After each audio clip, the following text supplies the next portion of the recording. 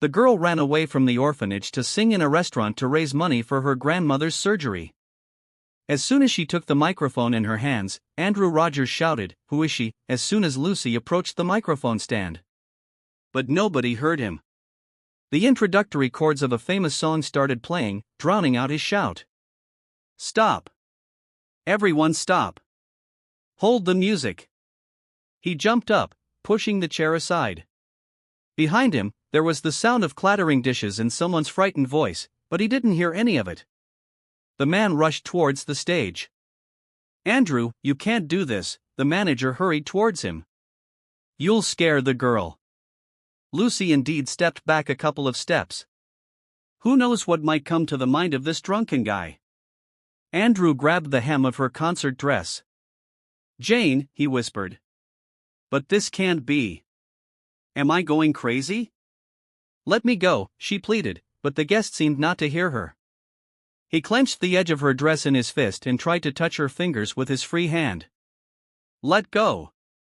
She forcefully pulled the silvery fabric, but the man didn't loosen his grip. Lucy heard the ruffle tear along the seam. "Andrew! Stop this madness immediately." The manager firmly grabbed him by the shoulder. "Stop it, or I'll call security." But he didn't hear. He heard nothing and saw nothing except Lucy. "Jane. You," he mumbled something indistinctly to himself, probably something insane because he looked crazy, or maybe because he was standing in front of the one he had lost so miserably many years ago but never managed to forget. Jane, his heart suddenly pounded so hard that it became difficult to breathe. He tore at his shirt collar, but his fingers got tangled around the tie and the buttons, and then suddenly everything went dark before his eyes. "He's not feeling well. Get the ambulance quickly," he heard someone's voice from afar. But it didn't matter anymore. He was sinking into the soft, enveloping darkness and didn't want to be saved. "Get the ambulance." There was swaying on the stretcher, piercing sirens, someone's hands, and anxious voices. And he kept repeating, "Jane, Jane," and it seemed to him that he was shouting, straining his throat. But the doctors heard only a quiet and unintelligible whisper. Meanwhile, in the restaurant, the manager was calming down the frightened Lucy with some tea. "Come on, drink up, sweetie." "Jay, did you put sugar in the tea?" "Yeah, there's the sugar bowl," the bartender shrugged. "Take as much as you want." "Put some more then." The manager banged his palm on the counter. "Can't you see the kid got scared? And give her some cookies, candies, I don't know, whatever you have. Bring it all out. Is there tiramisu? Bring it here. Everything." "Lucy," he took her hand. "How are you? Better?" The girl forced a smile. "It's okay, Mr. Grant. Don't worry about me. I just wasn't prepared." "Can you ever prepare for something like that?" Jay snorted. "Here's your dessert. Eat up and forget about it." Maybe the guy hallucinated. Maybe he was drunk or high.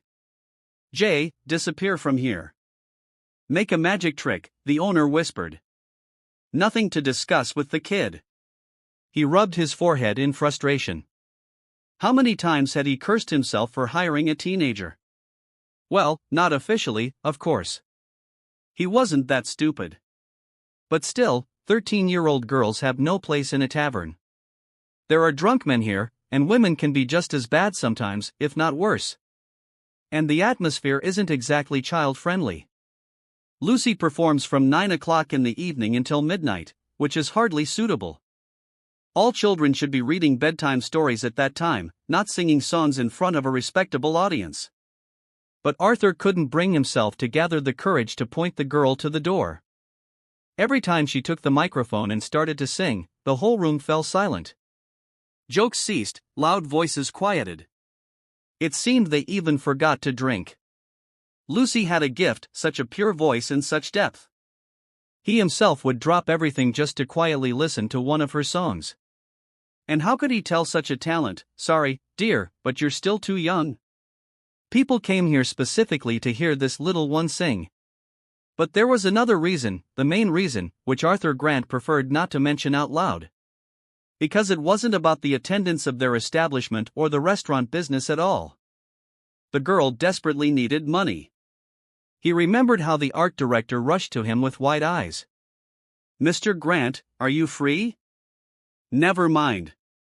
Even if you're busy, we're going. We found a gem." "What gem are you talking about, sir?" "Come on. They're waiting for you." He almost dragged him into the office, still muttering, "Give her a decent salary, do you hear me? We can't afford to miss out on such a girl." "Here we go," the manager thought wearily. "We can't afford to miss the girl. He's trying to push strippers on us again. This isn't the kind of place we are," he said aloud. "We've never had that and never will." "What are you? Come in, she's waiting." Arthur entered the office first and froze, seeing a modestly dressed girl with neat braids and such a fresh face that it was immediately clear she couldn't be more than 13. He turned angrily to the art director. "Have you completely lost your mind? Do you realize what trouble this could bring us? How could you be so foolish?" "Quiet," the art director replied calmly and nodded to the little girl. "Lucy, sing us something else." And then Arthur realized he was in trouble. He had never heard such a magical voice in his life. While it might have been worth killing the assistant, it was too late now. He wouldn't let go of this little singing bird for anything.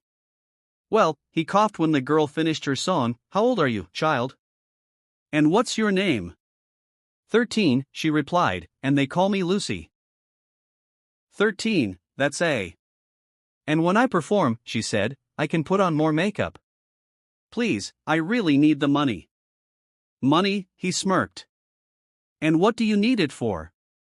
Your parents won't buy you an iPhone?" She frowned. "I don't have parents, neither a mom nor a dad, and I don't need an iPhone. I'm a foster child. I only have a grandmother, but she's very old. They won't give me to her because of that. And now grandma is sick, you see. She needs surgery, and it costs." "Well, how much?" Lucy looked around as if afraid to say the amount aloud. "I see." Arthur picked up a pen from the table. "Write it down." She quickly scribbled something on the paper and handed it to him. Seeing the required amount, Arthur whistled. "My, oh my. Now you understand, don't you?" Lucy asked hopefully. He nodded.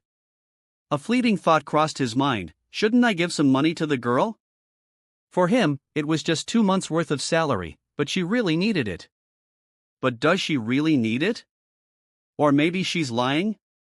Perhaps scammers have come up with a new scheme and are exploiting talented children. No, he should wait. If the girl runs away after her first performance, then all these stories about a sick grandmother are nothing more than a plain artistic fabrication. "Do you think I don't know what you just thought?" the girl suddenly asked. "Do you think I'm lying?" "I don't know," he admitted honestly. "You don't seem like a liar." "Because I'm not a liar," she said passionately. "I just need the money for my grandma." "Yeah, kid.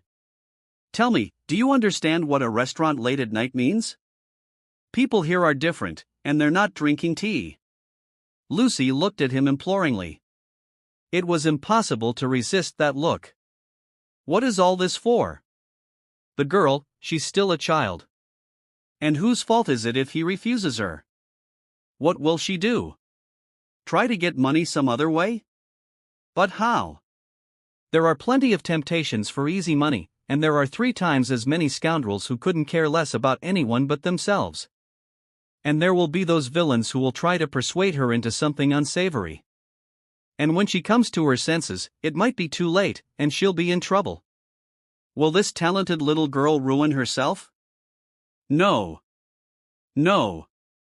Let her sing here, and he'll make sure no one dares to hurt her. "I'll give you a job," Arthur decided. "You'll sing 2 evenings a week. Plus, they'll feed you dinner in the kitchen after Jay's performance. He'll personally take you back to your orphanage." "Do they know?" "Not yet, but I'll make arrangements." The girl promised so fervently that there was no room for doubt she was lying. "All right. It's better if you do arrange it. You'll work until autumn, save up some money. So, do we have a deal? He absent-mindedly glanced out the window. It was a frosty March outside. Lucy smiled and reached out her hand. Yes. Good. You'll go to the dressing room now. They'll find you some dress. You can't go on stage like this, he turned to the art director again. And if any bastard, I repeat, any bastard dares to offend the girl, I'll kill them. To hell with it. Lucy smiled slightly and straightened her narrow shoulders. She had already won one victory. Returning to the shelter that day, she peeked into the kitchen where Martha was bustling about as usual. Plump, of medium height, the cook was a favorite among children of all ages, from the little ones to the tall adolescents. Kind, friendly, always ready to pour some tea and treat with cookies, they came to her just to chat, and Martha never said she was too busy. No one knew her exact age. There wasn't a wrinkle on her round, rosy face, but her gaze was mature, insightful, and deep. Lucy, like everyone else, loved the cheerful cook. But besides liking her, they also shared some secrets. Martha was a good neighbor. She lived near Lucy's grandmother's house, and sometimes the girl asked her to check on her grandmother, to see if she needed help. Lucy could only visit her grandmother once a week, and even then, the caregivers insisted that the grandmother come herself. If earlier, albeit with some effort, the grandmother managed to do so, now she hardly ever left the house. Martha willingly fulfilled Lucy's requests, and in return, the girl helped with cleaning and washing dishes. Martha, she said, barely containing a satisfied smile, I got a job. We'll be able to afford Grandma's surgery in the fall. Can you tell her? You got a job? The woman squinted skeptically. Sit down and tell me everything. You're not even 14 yet. What kind of job is this? It's a normal job, Martha. I'll be a singer. And where might this be, I wonder? Well, Martha, how about we have some tea? Lucy, the cook called out, don't dodge the question. Where do you plan on singing? Well. The girl grabbed a cloth and began wiping the table. It's at a restaurant nearby. Just 2 nights a week. And this manager, he's a good guy. He told everyone not to mess with me, and he'll even drive me home. A manager? But, Martha, I really need you to help me. Please don't say no, okay? Martha poured tea into cups and pulled a tin of cookies from somewhere in the kitchen cupboard. Oh, Lucy, she thought. Now, whether she liked it or not, she'd have to help her. Otherwise, she might ask someone else for help, and who knows how that would end. All right, how can I help you? The woman asked, sitting down at the table. Do you want me to perform with you? Lucy laughed. Just let me out the back door 2 nights a week, Martha, okay? I can climb back in through the window. It's not too high, I've tried. Will you help? Please, don't you want to tell the caregivers? Maybe they'd let you go. Oh, but what am I saying? Exactly. The girl nodded, taking a bite of her cookie. All right, the cook sighed. But promise me something. Want me to wash the dishes after dinner? Oh, I don't need your dishes. I'm talking about something else, Lucy. Introduce me to this manager of yours, the one who's such a good person, okay?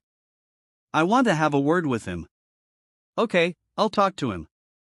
I'll definitely pass everything on. Arthur agreed to meet right away. He even felt relieved when he realized that at least someone cared about the girl. So Lucy wasn't alone in this world. This brave Lucy. He met Martha herself at the restaurant door and escorted her to the hall. Please sit down, he said, nodding towards a tall stool at the counter. Jay, coffee for the lady. I'd prefer tea. As you wish. My name is Arthur Grant. And you? I'm just Martha, she replied. I work in the kitchen at the orphanage as a cook. Wonderful. Lucy told me about you. Are you her grandmother's neighbor? Well, not exactly a neighbor, but I live nearby. I visit to check on her, of course. Helen, Lucy's grandmother, doesn't know anything about it. And better she doesn't. She'd rather die than let her granddaughter perform here, trust me. Martha, Arthur said, we have a very respectable establishment here. Of course, it's not for a young girl, but in other places, believe me, no one could guarantee her safety. Here, I personally vouch for it. You can rest assured about Lucy. Can I really? Can I? He smiled. This woman was like an alien to him, a creature from another world. Plump, with smoothly combed hair tied in a knot at the nape. A pleasant face but without a gram of makeup. Some old-fashioned dress and that little purse she held on her lap, clearly not knowing where to place it. Arthur was used to completely different women with styled hair, precise figures and the trendiest clothes. They were beautiful and as cold as precious stones. But with Martha, there was a directness, from her gaze, her voice, her intonation, that somehow warmed his heart. She seemed genuine, real, honest, everything laid bare. You can, he said confidently. And you, I suppose, are loved by children? They love me, she admitted with pride. And I love them. That's why I decided to work in the orphanage. I don't have children of my own, and now perhaps I never will. But at least I find joy in these children. I have a daughter, Arthur said, his voice suddenly trembling. She's 13, just like Lucy. 13? He looked away, and staring at him now was like peering through a keyhole. Having a daughter is happiness. The happiness, he echoed. Is she doing well in school? Martha asked, just to say something. I don't know. I haven't seen her in a long time. Her mother and I parted ways when she was barely 2 years old. They went somewhere to Europe, promised to call. You know, Lucy, even she reminds me a lot of my wife. If I weren't sure she was with our daughter in Europe, I'd think she was my daughter. Sometimes I even forget that she's not mine by blood. Martha stayed silent. What could she say? Everyone has their own bitterness, and if someone has opened the curtain of their soul to you, then they must be really struggling. Just watch and listen. Arthur looked at her again, straight in the eyes. Do you understand now why I won't let anyone hurt Lucy? Martha nodded. Yes, now I understand. A few months later, Arthur sat beside the pale but bravely smiling Lucy, not knowing what to do. Let me take you home, he offered. You're scared. Where do you need to go? On stage? You can rest today. No need. Mr. Grant, thank you, but no need. She stood up and adjusted her concert dress. The ruffle at the hem had cracked, but it was hardly noticeable. I'll sing. Meanwhile, in the hospital room, Andrew Rogers lay under the drips. Some sensor beeped quietly above his head. He didn't see it and didn't want to see it. It was probably some kind of creepy technological thing that made sure he didn't kick the bucket here. Andrew struggled to remember why he was here. They were out with friends at a restaurant, yes, that's right. He invited everyone himself, celebrating a profitable deal. And then suddenly, he felt unwell. But why? Everything seemed fine and then, like a sharp, glittering needle, a memory pierced his brain. A girl. Almost a girl, in a long silver dress, long hair cascading over her shoulders. Jane. His Jane. But how? So many years have passed. Could she remain the same as she was in their last meeting? The sensor above his head beeped more frequently and louder. A nurse rushed into the room immediately. Mr. Rogers, are you okay? No, I'm fine, he rudely replied. I'm lying here on drips and enjoying it. Leave, will you? If you freak out, you'll feel worse. You shouldn't get nervous, dear. I didn't ask you, and you're not dear to me. If you keep being rude, she added calmly, adjusting the drip cord, I'll give you a sedative. You look much nicer when you're asleep and probably even more handsome when dead. Right, he yelled. Get out. Stop bothering me. I'll talk to the doctor about you later. I don't know who they hire around here. The girl calmly adjusted the drip wheel, straightened his blanket, and slowly left. Damn, he muttered, not understanding whom he was angry with, himself for being rude, the nurse for not being scared of his anger, or maybe this stupid helplessness of his lying here, scared to move a muscle. Jane always made him feel helpless. Always. Andrew closed his eyes and, for the first time in 15 years, allowed himself to remember everything from the very beginning. It even seemed to him that the intoxicating scent of lilac was wafting in the air again, and he was 22 again, with that special magical spring outside. He spent every evening sitting on a bench by the entrance, never letting go of his guitar. He didn't play very well, of course, but a guy with a guitar is always attractive, isn't it? Neighboring girls surrounded him, unaware that they didn't interest him in the slightest. He had his own first love, unknown to anyone else yet. She didn't seem to care. Jane didn't come home before 9 o'clock in the evening. He knew she worked in some NGO office during the day and attended language classes with a tutor in the evenings. She wanted to become a translator and someday leave this place. He didn't want to leave. But for Jane, he was willing to do anything. However, she didn't notice him. She passed by, not even turning her head. And then he couldn't even breathe properly. She was so slender, with a straight posture, swift as an arrow. It seemed like she could just take off in her strict business suit and heels, with smooth hair. As he fell asleep, he played an engaging game with himself. He imagined Jane in a sundress with her hair down. There she walked through a chamomile field, the grass softly yielding under her bare feet. Her hair smelled of chamomile, glistening in the sunlight.